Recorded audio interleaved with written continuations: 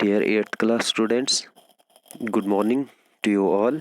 You already read about the poem Porus and His Elephant, which is a ballad written by Mary Dobson. The poem narrates a legend about the Punjabi king Porus and his faithful elephant. ठीक है. Porus is confronted with his enemy Alexander. When Porus fell down from his elephant, the faithful elephant play an important role there to save his master's life, but the elephant died from his wounds. So let's discuss the textual question of it. That is question number 1. Question number 1 is how did the elephant save the life of Porus. तो किस तरह से life बचाई थी, किसने जिंदगी बचाई थी पोरस की, उसके हाथी ने. तो कैसे बचाई थी यहाँ पे आप देख लीजिएगा. एक मिनट यहाँ पे देख लीजिए. While fighting with Alexander's troops, जब वो क्या कर रहे थे, अलेक्जेंडर के उन सिपाहियों से लड़ रहे थे, तो उसी टाइम क्या होता है कि Porus on his elephant fell down unconscious. तो पोरस वहाँ अपने हाथी से बेहोशी की हालत में गिर पड़ा था. On seeing his masters unconscious he came forward defending him against the sharp wounds and sphere of enemies. तो उसने क्या किया था, वो आगे आया था. उसका जो हाथी था, उसने जब अपने मालिक को देखा कि वो नीचे पड़ा हुआ है, बेहोश है, तो उस सामने आया और अपने मास्टर को वो क्या करने लगा, उन तीरों से और उन वारों से बचाने लगा. किसके, जो उसके ये दुश्मनों की तरफ से आ रहे थे. At last lifted him with his mighty trunk and took him to a safe place. और आखिरकार उसने क्या किया था, अपने उस ताकतवर ट्रंक से उसको अपनी सर पे उठाया था और कहाँ ले गया था, एक सेफ प्लेस पे, एक हिफाजत वाली जगह पे, जहाँ पे महफूज जगह थी, अवे फ्रॉम द एनिमीज, उन दुश्मनों से दूर, thereby saving his life. इस तरह से उसने अपनी मालिक की जान बचाई थी. अब क्वेश्चन नंबर 2 जो है वो बता रहा है what does the poet mean by. Poet का मतलब क्या था इन लाइनों से जो यहाँ पे दी हुई है. देख लीजिएगा, यहाँ पे जो है कुछ लाइंस दी है. एक है these dumb things that but cry and pant they too can love for God made them so. तो इनका मीनिंग जो है वो यहाँ पे देख लीजिएगा आप. यहाँ पे है इसका आंसर, यहाँ पे बता रहा है, एक मिनट देख लीजिए आप. यहाँ पे बता रहा है इसका आंसर बता रहा है कि these lines have been taken from the poem Porus and his elephant. ये लाइंस जो है वो कहाँ से ली गई है, ये आपको पता है. पोरस और एलिफेंट जो पोएम है आपकी बुक में, वहाँ से ली गई है, रिटन बाय मैरी डॉब्सन. ठीक है, अब ये तो छोड़ा. इन दीज लाइन्स, यहाँ पे आपने ऐसे लिखना है, in these lines the poet says. Poet जो है वो कहता है दैट द बीस्ट, जानवर, लाइक एलिफेंट्स, किसकी तरह, जो एलिफेंट की तरह जानवर होते हैं, कैन नॉट टॉक और स्पीक लाइक ह्यूमंस बीइंग. वो इंसानों की तरह क्या नहीं करते हैं, बोलते नहीं है. इंसानों की तरह वो बोल नहीं पाते या वो कह नहीं पाते हैं. बट कैन फील, लेकिन वो क्या कर सकते हैं, महसूस कर सकते हैं. ब्रीथ कर सकते हैं, यानी सांस ले सकते हैं. कराई चला सकते हैं. लव लाइक ह्यूमन बीइंग्स, लेकिन प्यार कर सकते हैं किस तरह से, इंसानों की तरह. ठीक है, अगर बात और कुछ अपने एहसास जो है वो क्या नहीं कर सकते हैं, जाहिर बाय वर्ड्स तो नहीं कर सकते हैं, लेकिन प्यार, ब्रीथ, क्राई जो है वो कर सकते हैं. और इंसानों की तरह वो क्या कर सकते हैं, प्यार भी कर सकते हैं. Because God had made them so capable to love and to be loved. कहता है क्योंकि उनको अल्लाह ताला ने प्यार के लिए ही बनाया हुआ है. अब देखो क्वेश्चन नंबर 3 जो है, यहाँ पे आते हैं क्वेश्चन नंबर 3 पे. क्वेश्चन नंबर 3 क्या है, right the story told in poem in your own words. तो ये आपको स्टोरी मैंने बताई भी है. यहाँ पे आप देख लीजिएगा स्टोरी में क्या बता रहा है. The poem Porus and his elephant is a lyrical ballad. ये बैलेड मैंने आपको कल बताया था. बैलेड क्या होता है, वो कहानी होती, वो पोएम होती है जो स्टोरी में लिखी जाए. ठीक है, वो पोएम जो जिसमें स्टोरी बयान की गई हो उसको बैलेड कहा जाता है। ठीक है, अब रिटन बाय किसने लिखी है ये पोएम? मैरी डॉब्सन ने लिखी है। This poem narrates the beast of his masters, ठीक है, beast for his master in the battle between Porus and the Alexander. ये मुझे समझाने की ज़रूरत नहीं होगी इंशाल्लाह। तो यहाँ पे आपने पढ़ा है कि पोरस और एलिफेंट जो था उसका बादशाह का, पोरस जो बादशाह था कहाँ का? पंजाब का। तो उसने जब अलेक्जेंडर के साथ लड़ाई की तो उसमें वो कैसे हारा था, क्या मतलब वो कैसे गिरा था हाथी से, फिर उसने क्या किया, ये वगैरह, ये आप ये वाला क्वेश्चन जो है आप यहाँ पे देख लीजिएगा। सिर्फ मैं यहाँ पे रीड करूँगा। The poem starts when the king Porus goes to meet with his enemy, that was, कौन था वो? Alexander the Great, on river Jhelum to defend his kingdom, but the bloody battle takes place between the armies of Alexander and Porus, in which Porus gets injured and falls down unconscious. ठीक है, the unconscious Porus is defended by his faithful beast or faithful elephant. ठीक है, and at last lifts him upon his upon the back and takes him to the safe place. ठीक है, Porus is saved, but his faithful beast dies of the wounds he got while defending his masters. ठीक है, his sacrifice show the love of the faithful beast to his master, although they cannot talk or speak, but they can cry, feel pain and love because Allah has made them capable of love and to be loved. ये आपने ऊपर भी पढ़ा था। अब देख लीजिएगा यहाँ पे क्वेश्चन नंबर 4 बता रहा है what is the rhyming scheme. मैंने कल बताया था वहाँ पे ए बी और ए बी जो है वो राइमिंग स्कीम निकल रही थी, क्योंकि आपने देखा था कि जो एक स्टेंजा था 4 लाइनों का, 4 लाइनों के स्टेंजे में जो पहला वर्ड था और जो तीसरा वर्ड था, पहले लाइन का लास्ट वाला वर्ड था पहली लाइन, और तीसरी लाइन का लास्ट वर्ड था, वो उनकी प्रोनाउंसिएशन जो थी, वो आवाज़ जो थी वो मिल रही थी। प्रोनाउंसिएशन जो है वो थोड़ी सी सेम थी, आवाज़ जो है वो क्या निकल रही थी? सेम आवाज़ निकल रही थी। अब दूसरा जो है यहाँ पे आपने देखना है दूसरे फिर कौन सा वाला? दूसरा वाला और फिर चौथा वाला, दूसरा और चौथा, पहला और तीसरा, इनकी मिलती है। जैसे पहले नंबर पे ए और दूसरे नंबर पे क्या था? पहले नंबर पे ए और दूसरे नंबर पे बी, फिर तीसरे नंबर पे ए, तो ए और ए पहला, तीसरा, दूसरा, चौथा, उसमें लाइंस का लास्ट वर्ड मिलता था, यानी कि उनकी साउंड जो है वो एक जैसी थी। प्रोनाउंस तो सेम नहीं हो रहे थे लेकिन साउंड जो है उनकी एक जैसी थी। देख लीजिएगा, in this poem the lyrical ballad so the rhyming scheme of the poem is in the form of, किस फॉर्म में है? ए बी, ये वाला इसका आंसर है।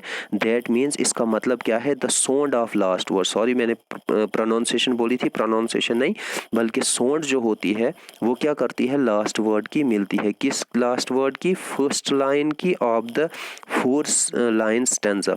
4 लाइनों का स्टेंजा जो होता है, फर्स्ट लाइन की लास्ट वाले वर्ड की साउंड जो है वो किससे मिलती है? वो थर्ड वाली लाइन के साथ मिलती है, और सेकंड वाली लाइन की लास्ट वर्ड जो है वो फोर्थ वाली लास्ट वाले वर्ड के साथ आवाज़ जो है उसकी मिलती जुलती है। तो यही यहाँ पे दिया है, line stanza rhyme with the last word of the third line and the stanza that of the second line, जो second line का last word होता है with the fourth line, वो चौथी line के last word के साथ मिलता है, और ऐसी वो चौथा वर्ड जो है चौथी लाइन का लास्ट वर्ड दूसरी लाइन के साथ मिलता है। तो ये था इसका आंसर किसका? क्वेश्चन नंबर 4 का।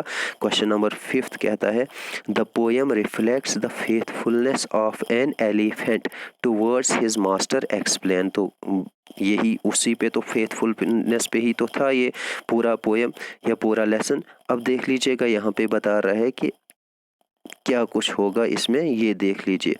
यहाँ पे बता रहा है answer, Mary Dobson has written the poem to show the faithfulness of beast who can not talk like a human being. कहता है कि मैरी डॉब्सन ने जो है ये पोएम लिखी इसलिए है, दिखाया गया है उसमें कि एक जानवर जो है वो किस तरह से वफादार होता है। हु कैन नॉट, जो बात तो नहीं कर सकता है इंसानों की तरह, but still he saves his master from the sharp wants of enemies के, लेकिन फिर भी उसने अपने मालिक को बहुत गहरे जख्मों के साथ जो दुश्मनों से मिले थे उनसे बचाया। This faithful beast is the elephant. ये फेथफुल बीस्ट जो था वो कौन था? वो एक हाथी था। When he the fight begins between the two Kings, जब दो बादशाहों के बीच जो है वो जंग शुरू हुई, वार शुरू हुई, तो Porus is wounded and falls down from his elephant, और पोरस उसमें ज़ख्मी हो गया और वो नीचे गिर गया था। But the elephant comes to his rescue, और जो है उसको बचाने के लिए उसका हाथी जो है सामने आया था। He defends him from the sharp wounds and arrows of the enemies, और उसने दुश्मनों के तीरों और वारों से उसको बचाया था। ऑल्दो ही इज़ वॉन्डेड, और इस तरह से हालांकि वो खुद जो है वो ज़ख्मी हो गया था। फिर क्या किया उसने? ही lifts his master on his back and takes him to a safe place, और उसने फिर आखिर पे अपनी उस माइटी ट्रंक से उसने सूंड से अपनी उसको कंधे पे रखा था या अपनी बैग पे, अपनी नेक पे उठाकर उसको एक सेफ जगह पे ले गया था। टू सेव हिम, उसको बचाने के लिए। In this way show his faithfulness, और इस तरह से उसने क्या किया था? अपनी वफादारी जो है वो दिखाई थी। टूवर्ड्स हिज मास्टर, किसके लिए? अपने मास्टर के लिए। By sacrificing his life to his for his sake, उसके वास्ते उसने अपनी जान जो है वो कुर्बान कर दी थी। अब देख लीजिएगा यहाँ पे नेक्स्ट है टिक द राइट आंसर। यहाँ पे आपने टिक करने हैं राइट आंसर को। राइट आंसर जैसे पहला वाला ऑप्शन दिए हैं यहाँ पे, Porus met his enemy on his bank, on the bank of, किसमें? नील में, झेलम में, गंगा में या सतलुज में। तो ये आपको पता है कि इसका आंसर जो है वो बी था। ठीक है, यहाँ पे दिया है आंसर द झेलम। दूसरा पार्ट है इसका, Alexander in the poem is referred to as. Alexander जो था उसको पोएम में कैसे बयान किया गया? वो क्या था? पोरस का वो दोस्त था, दुश्मन था, ब्रदर था या स्टेट्समैन था? तो वो आपने पढ़ा था ये क्या था? उसका दुश्मन था। तो यहाँ पे भी इसका आंसर फो आएगा। हु वाज वांटेड, तो कौन जख्मी हुआ था? एलेक्जेंडर, पोरस, बोथ या नन? तो पोरस जख्मी हुआ था। ठीक है, यहाँ पे जो है यहाँ पे आएगा the wounded Porus is lifted by, किसने उसको उठाया था? तो आपने पढ़ा था कि वो किसने उठाया था? एलिफेंट ने, सोल्जर्स ने नहीं उठाया था। किसने? हिज ओन सोल्जर्स, अपने सिपाहियों ने नहीं उठाया था। अलेक्जेंडर के सिपाहियों ने नहीं उठाया था। नन ऑफ, इन दोनों में से तो किसने? हाथी ने ही उठाया था। तो ये आपको पता है।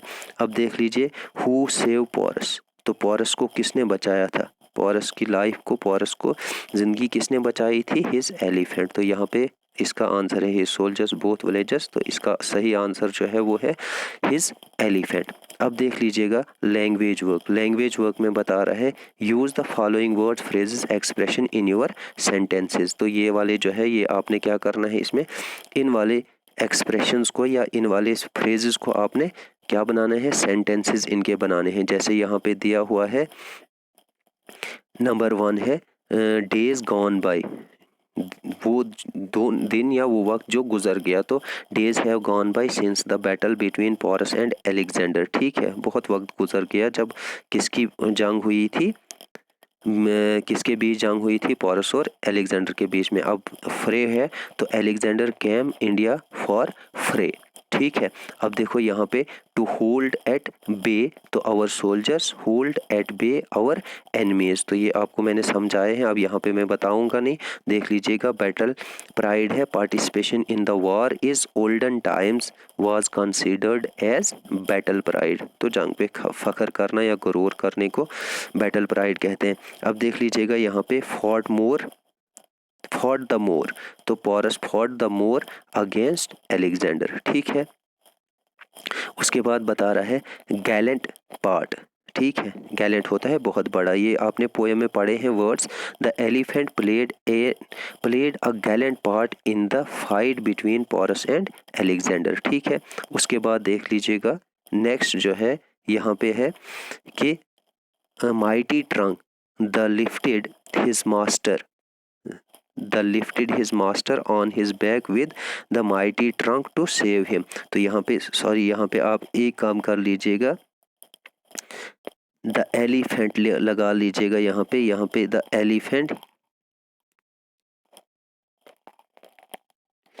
Elephant lifted his master on his back with his mighty trunk to save him। यहाँ पे द एलिफेंट लगा लेना।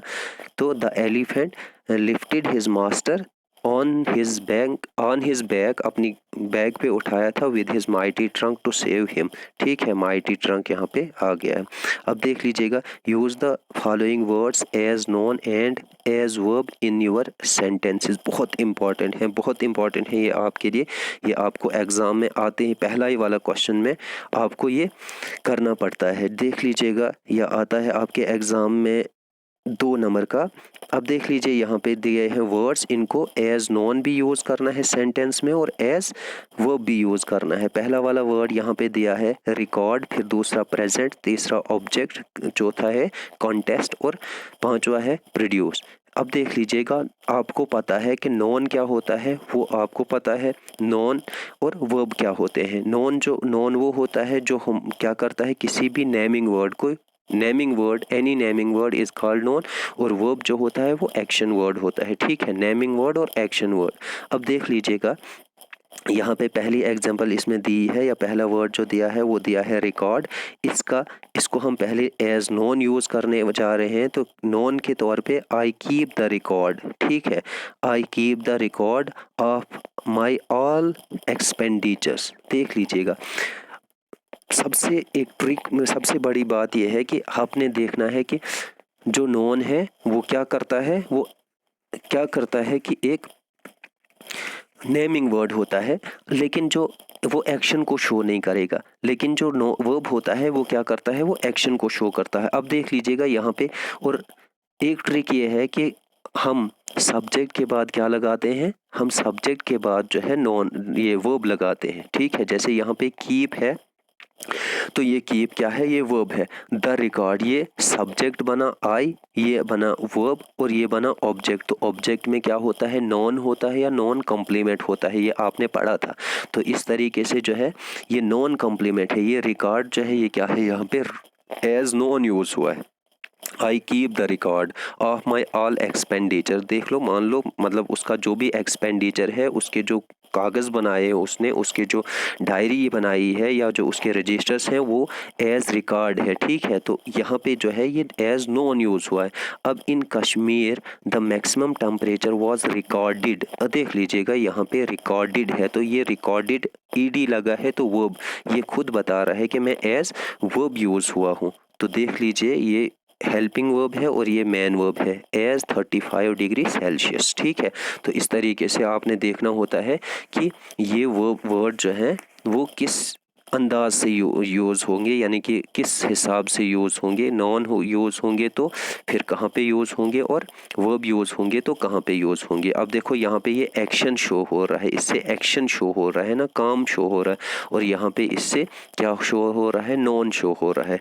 अब नंबर 2 पे आते हैं, तो नंबर 2 पे क्या है, प्रेजेंट। अब देख लीजिएगा, अब अगर एक प्रेजेंट जो है वो एक तोहफा होता है और एक प्रेजेंट जो होता है वो क्या होता है, मौजूद है ना। अब वर्ड ही बता रहा है यहाँ पे कि वो एक नॉन भी है और एक वर्ब भी है। He gave me a present, उसने मुझे एक तोहफा दिया। तो तोहफा जो है वो यहाँ पे क्या नहीं है, वो एक्शन वर्ड नहीं है, बल्कि वो नॉन वर्ड है, नेमिंग वर्ड है। तो यहाँ पे जो है, यहाँ पे he gave me a present. अब गेव जो है यहाँ पे वर्ब, अगर यहाँ पे इधर ये प्रेजेंट होता तो फिर क्या होता, सब्जेक्ट के बाद प्रेजेंट ये होता तो इसका मतलब ये वर्ब होता, लेकिन ये यहाँ पे क्या है, ये नॉन है। ऑन माई बर्थडे, तो मेरे जन्मदिन पर।